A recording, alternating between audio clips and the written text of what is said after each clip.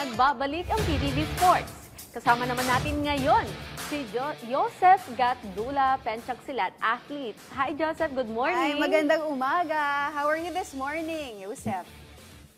Good morning po, ma'am. Okay naman po pa, pakaramdam. Medyo kinakabahan lang po. Ay nako, Huwag kang hindi to kabahan. recitation. Oo. Galing ka ba sa training, Joseph? Yes po. Galing ka sa training? Hindi po. Sa ngayon po, rest day ko po. Kahapon po, kakatapos lang po mag-training. Buti walang pasok si Joseph ngayon. Oo nga. Napagbigyan niya tayo Monday, Joseph. for this interview. Ayun po, ma'am. Nagre-review po kasi po, this week po ay may exam po kami. Alright, baka umabsent pala to si Joseph, no? para sa Nakita na lang interview. siya nung prof niya, no? Pero Joseph, kwentuhan mo naman kami, paano ka ba nagsimula dito sa sport na Pencaksilat? Ano ba, bata ka pa ba or what? At saka ano yung discipline mo? Scenic ka ba, artistic, or tanding combat? Tanding po ako. More on tanding po. Medyo mahina po ako sa sa artistic. So sa tanding po ako medyo may laro po. Alright, Joseph, paano ka nag-start? Okay. Sino nagturo sa'yo? Nag-start po ako ng martial arts noong grade 3 pa po ako. 2014 po yun. Mga 9 years old pa po ako noon. That time po kasi, yung kapatid ko po, grade 2 po siya, na-bully po siya sa aming school. Ng classmate niya, sinipa po siya sa tiyan sa kadahilanan na siya ay ma-hospital po. Dahil po doon, in-enroll po kami ng nanay ko sa taekwondo class po. Yun po yung pinakaunang sports po namin. Doon po nagsimula yung journey namin sa martial arts. Unang laban ko po ay sa Batangas.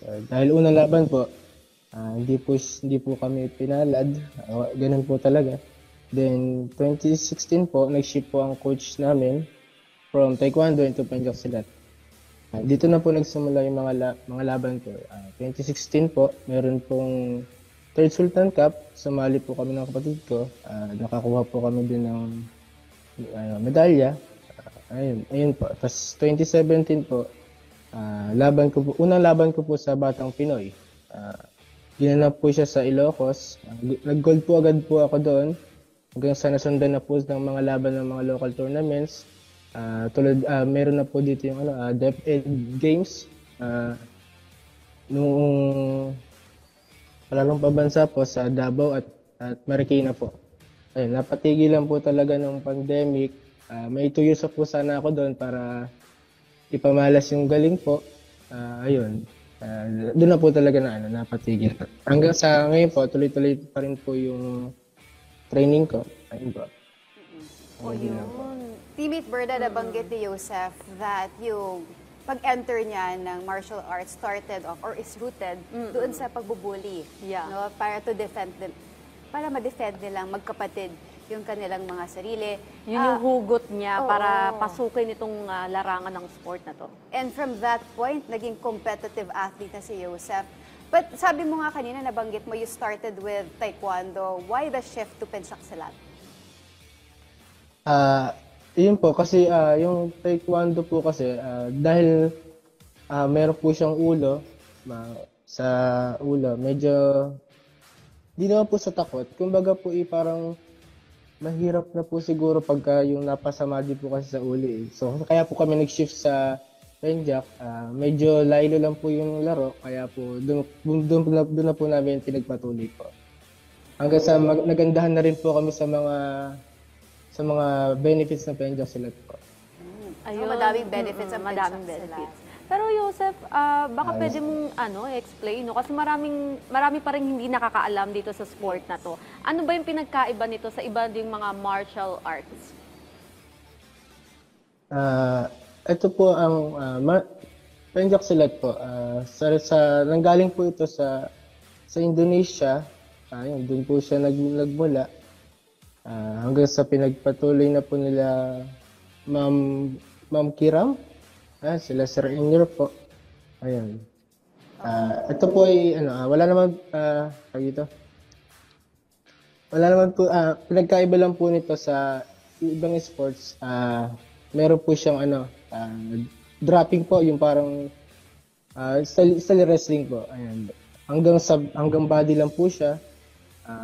Yung body, tapos sa tuhod po, pababa, hanggang din lang po. Wala po siyang sa ulo.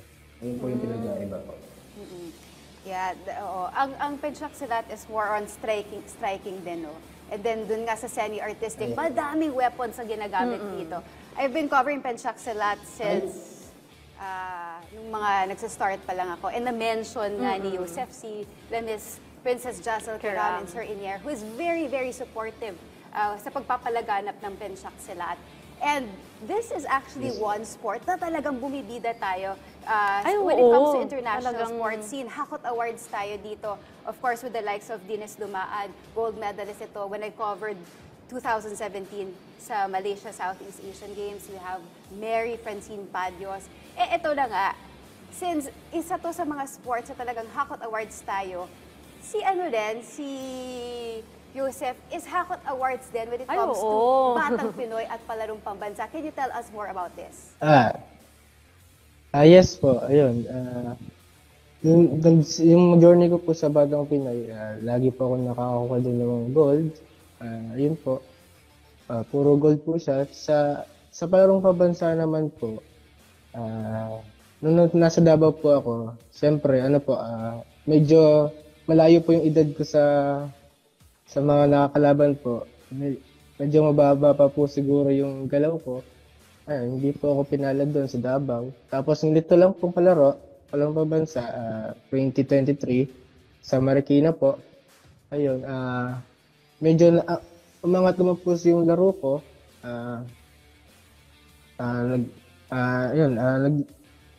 Bago po ako makapasok ng laro, nag-lose weight po ako hanggang sa namayat po, umipiyak po ang mukha. Ayun, ilaban na po namin ng Palarong Pambansa 2023. Sa unang laban po, quarterfinals po, nanalo po ako doon. Sunod po ay elimination, quarterfinals, then sa semis. Sa semis po, sabihin na po natin na tama po yung nakuha ko po siyang technique na dropping. So dahil may mga jury po na iba po yung pagkakatingin sa pagkaka-drop. So na-switch nila sa deduction, na-DQ po ako. Hanggang sa natunaw na po ako doon kasi po